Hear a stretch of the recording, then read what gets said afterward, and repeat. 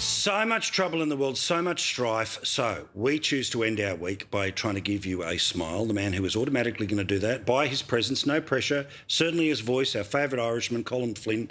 Now, Colm, you were, of course, based in and around the Vatican, and not a lot of people would make the automatic connection between a centre of faith and scientific endeavours. But, of course, it is a country within a country, and it has an observatory.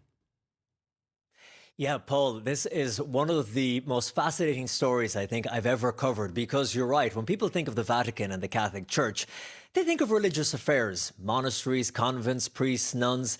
And the first thing that doesn't come to mind is necessarily an observatory. But in actual fact, the Vatican has one of the oldest observatories in the world. This is the Vatican Observatory, which is located around an hour outside of Rome in Castel Gandolfo, this beautiful setting where you have also the papal summer residence and the papal gardens and papal farm. But it was started by Pope Leo XIII. Of course, now we have Pope Leo XIV. But he started this in 1891 as a way to show to the world, look, the church, yes, we're about the otherworldly, but we're also here deeply rooted in this world, and the church is not opposed to science. So they started this observatory, and over the years, it has a fascinating history. Now they have 12 full-time astronomers who have degrees in physics and maths and engineering and planetary science from some of the top universities right around the world. But what makes them unique and different, Paul, is that they are also religious. They are priests and they are brothers. They have one of the largest meteorite collections on the face of the planet, with over 1,000 pieces from the depths of space.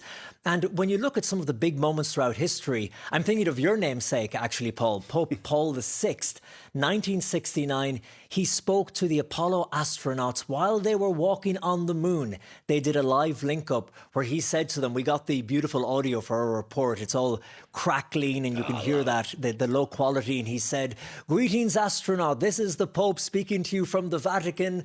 I give you blessings, conquerors of the moon. So it's a beautiful story. But I think what is so fascinating is the man that I got to meet, the main character, the head, the man who was also called the Pope's astronomer. His name is Brother Guy Cancelmagno, and he is from Detroit in Michigan.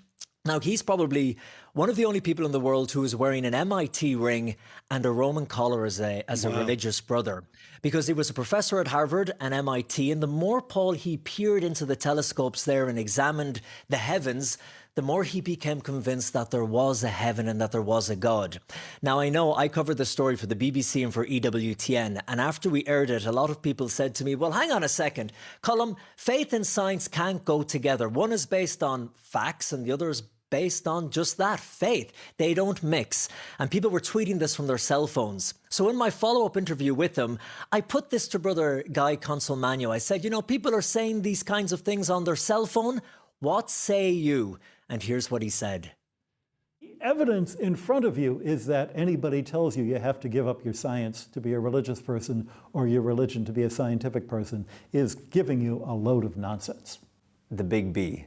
The Book of Genesis versus the Big Bang Theory. Right. There's a perfect example of how the two are so opposed, there could never be any point in the middle where they could meet. How can you be a man of both? I'll start off by reminding you that the Big Bang Theory was devised by a Catholic priest, Georges Lemaitre, and it was opposed by a lot of astronomers in his day because they thought it was too close to the idea of creation. But Genesis is not a book of science. Genesis is a book about God. He went on to say as well, Paul, that the power, the electricity that goes into your phone, the volts and the amps, the people behind those technological advances in electronics were people of religion. So even when people are criticizing from their phone, little do they know the religious people who went into the technology and the engineering behind it.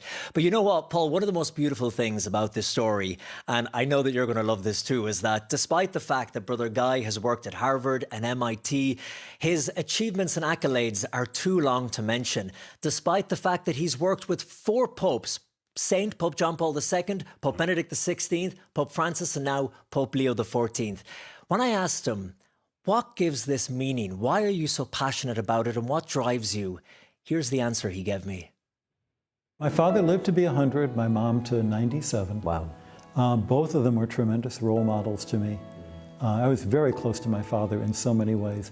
He wanted to be an astronomer, but, you know, in the Depression, that wasn't going to happen. Do you think about him now when you peer through the telescopes? All the time.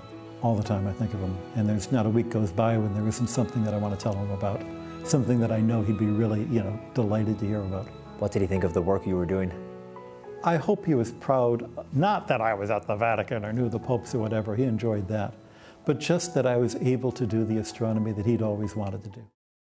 You know those people, Colm, and as you said before about this being a fascinating story and an interesting person to talk to, just that energy you can see where, again, in that simple, absolutely inviting way that he deals with the question of the Big Bang Theory, which is sort of, you know, like this adolescent way of being able to push away religion. And again, I'm not sitting here as a person of faith. You are. Our friendship is something bigger than that. But it is amazing to see just how much sense that bloke just made about one of these things that becomes an absolute sort of lightning rod for why people do or don't believe. Mm. And it's really interesting, Paul, when you say that, because, you know, the Big Bang Theory is something that people often point to and say, well, look, the book of Genesis, they're completely opposed. And I asked them that later in the interview. I said, but look, if God knows all this, why didn't he just put it in the beginning of the Bible saying, look, we had the two hydrogen atoms colliding X billion years ago, and then it created this and that. Why not just lay it out and we know? And he said, Colm, a couple of hundred years ago, that theory would have seemed so fantastical, just like the book of Genesis. When you read it, it seems so fantastical, a crash of thunder, a flash of light. He said, and in 50 years, he said, that theory, the Big Bang Theory, 100 years, we hope will look naive now. He said it had to be written in a way like poetry that makes it timeless, that can be understood in many different ways at any different time. Yeah. But, you know, I think, you know this from doing TV, whoever has a passion, it wins every time. Man. And like you, I could sit and I could have talked to him for the entire day, for all of eternity as well. I can use that because he was just such a wonderful guy, such a passionate guy. And that observatory, every year they have a summer academy where they bring in students who want to study planetary sciences but come from disadvantaged backgrounds in India, parts of Africa, and can't afford to do it, or their countries don't have universities providing it. And many of those students have gone on to work at NASA, the European Space Agency, and agencies all over the world. Thank you, mate. Have a lovely weekend. All the best to you and your family. We'll see you again next week. What a wonderful way to end our week.